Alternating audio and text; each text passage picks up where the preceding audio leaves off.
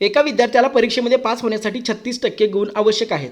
याचा अर्थ 36% जर गुण मिळाले तर तो विद्यार्थी पास होणार, असं इथं कंडिशन आपल्याला दिलेलं आहे.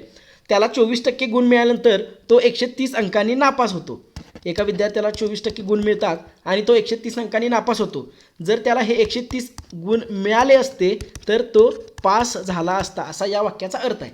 आणि आपलं पास पर्सेंटेज किती आहे तर 36% आहे. म्हणून 24% अधिक 130 बरोबर 36% असं आपण इथं लिहू शकतोय.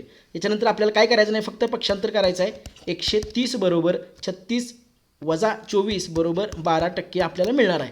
आपल्याला काढायचं आहे काय तर पास होण्यासाठी लागणारे अंक म्हणजे 36%ची व्हॅल्यू आपल्याला इथं काढायची आहे.